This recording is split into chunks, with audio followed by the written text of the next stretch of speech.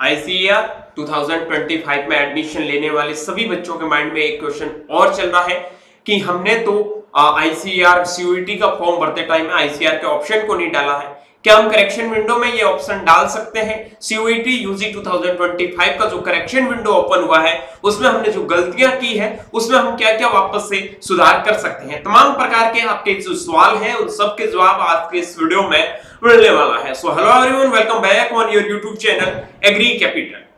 जो 2025 के प्रिपरेशन कर रहे हैं उन सभी को बता देता हूं कि आपके लिए व्हाट्सएप ग्रुप है वो बना रखा है, इसका लिंक इस वीडियो के डिस्क्रिप्शन बॉक्स में मिल जाएगा। और बाकी चैनल पर नए हैं, सब्सक्राइब नहीं किया है तो आईसीएआर 2025 से related A to Z information आपको इसी यूट्यूब चैनल पर देखने को मिलेगी, तो सब्सक्राइब करके बेल आइकन को प्रेस जरूर कर लेना।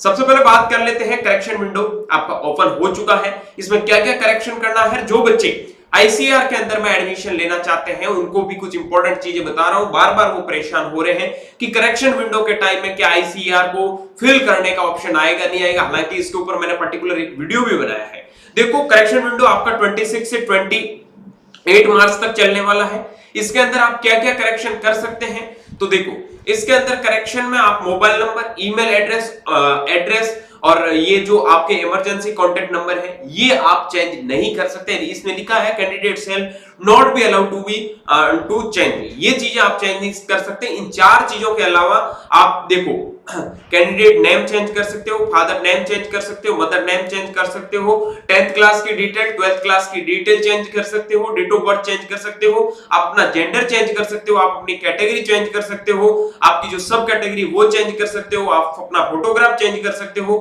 आप अपना सिग्नेचर है वो चेंज कर सकते हो। अब काफी बच्चों के पास में कास्ट सर्टिफिकेट नहीं है तो जो लोगों को बता देता हूं, कास्ट सर्टिफिकेट अगर एक बार आपके पास में सेंट्रल का नहीं बना है और आपको लग रहा है कि मेरे सेंट्रल का कास्ट सर्टिफिकेट बन जाएगा, तो आप एक बार स्टेट का है वो भी अपलोड कर दो, अप्लाई कर दो, ठीक है। बाद में अगर नहीं बनेगा तो उस कंडीशन में कुछ चीजें और देख ली जाएगी, ठीक है। उसके अलावा दूसरी चीज आपको ये ध्यान में रखनी है कि 10th और 12th की डिटेल आपको एकदम सही फिल करनी है। आप कि candidate shall be allowed change examination city based on their permanent and present address, मतलब आप अपनी कैटेगरी जो भी आपने डाला है, सेंटर डाला है, वो अपनी जगह के अनुसार आप बदल सकते हो। उसके बाद में लिखा है the option add the subject edit the subjects, candidate में choose up to a maximum of 5 subject including language and general aptitude will be available during correction period। यानी कि आप यहाँ पे लिख भी दिया है कि आप करेक्शन विंडो के टाइम में सब्जेक्ट को अगर ऐड करना चाहते हो तो ऐड भी कर सकते हो, ठीक है। अगर आप सब्जेक्ट सोच रहे हो ये हटा दें मेरे पैसे वापस आ जाएंगे, ऐसा कुछ नहीं। अगर आप सब्जेक्ट ऐड करोगे तो आपको एक्स्ट्रा पे करना पड़ेगा, ठीक है।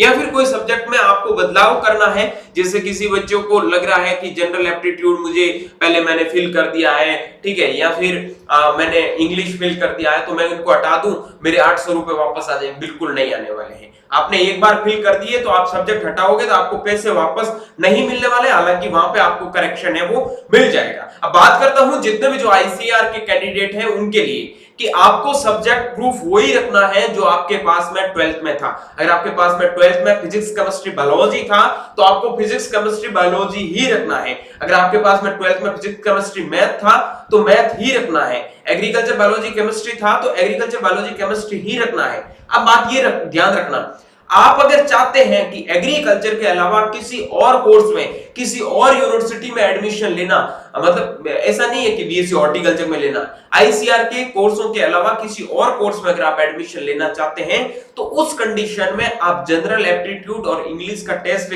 साथ में ऐड कर सकते हैं। और काफी बच्चे पीसीबी ग्रुप से हैं तो वो अपने एक्स्ट्रा के लिए साथ में एग्रीकल्चर लेते हैं पीसीबी के अलावा, तो आप एग्रीकल्चर ले लो। आईसीआर में उसका कोई बेनिफिट नहीं है, लेकिन बीएचयू में आपको उसका बेनिफिट मिल सकता है अगर फिजिक्स से नंबर आपके एग्रीकल्चर सब्जेक्ट में ज्यादा आ गए। तो ये चीज आप सबको ध्यान रखनी है। आई होप ये चीजें मैंने समझाई है वो समझ गए होंगे। अब बात आती है आईसीआर ऑप्शन को लेके, तो आईसीआर ऑप्शन के लिए मैंने पहले भी बहुत सारी चीजें बताई है और आगे बढ़ने से पहले एक चीज बता दूं कि आईसीआर में सिलेक्शन इतना आसान होने वाला है नहीं। आईसीआर में अपनी प्रिपरेशन को अच्छे से बनाए रखो, और अच्छे से प्रिपरेशन बनाए रखने के लिए आप हमारे टेस्ट सीरीज को ज्वाइन कर सकते हैं। आपके पास में लिमिटेड टाइम है, और इस लिमिटेड टाइम में जितने ज्यादा आप टेस्ट दोगे, जितनी ज्यादा प्रैक्टिस करोगे, आपके लिए उतना ही बेनिफिशियल होने वाला है। तो जिन बच्चों को लग रहा है अपनी तैयारी को बेहतर बनाना, तो हिंदी और इंग्लिश में, केमिस्ट्री, फिजिक्स, बायोलॉजी और एग्रीकल्चर में हमने टेस्ट है वो अवेलेबल करवा रखे हैं। ये मेनली आईसीआर एग्जाम को ध्यान में रखते हुए पूरे सीयूईटी का जो पैटर्न पूछा जाता है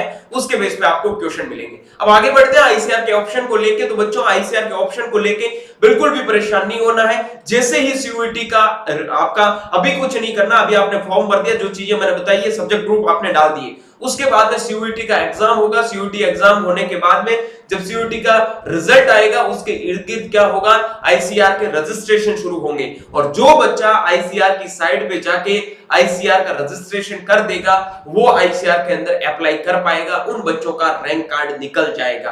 पहले तो आपको सीयूईटी का जो सब्जेक्ट ग्रुप आपको डोमेन बोला आईसीआर ने, वो आपको भरना है। उनके साथ में अगर आप पेपर देते हो तो आप आईसीआर के रजिस्ट्रेशन के लिए जाओगे। अगर आप आईसीआर का रजिस्ट्रेशन करते हो तो आपका रैंक कार्ड आईसीआर का रिलीज होगा अलग से, और उसी रैंक कार्ड के बेस पे आगे का जो फर्दर प्रोसेस होगा उसके लिए आप अप्लाई कर सकते हो। आई होप ये चीजें अब आपको समझ में आ गई होगी, और अब बार बार आपके ये माइंड में डाउट भी क्रिएट नहीं होना चाहिए कि मैंने आईसीआर का ऑप्शन फिल नहीं किया है, क्या मेरा आईसीआर के अंदर सिलेक्शन होगा या नहीं होगा। तो ऐसे सवालों से आपको अब बचना है। उम्मीद करता हूं वीडियो अच्छा लगा तो वीडियो को लाइक करके दोस्तों के साथ में शेयर जरूर करना। बाकी मिलता हूं बहुत जल्दी एक नए वीडियो, नए अपडेट के साथ में। तब तक के लिए स्वस्थ रहे, मस्त रहे, देखते रहे एग्री कैपिटल का यूट्यूब चैनल माय चौधरी बीएचयू के साथ। Thank you very much.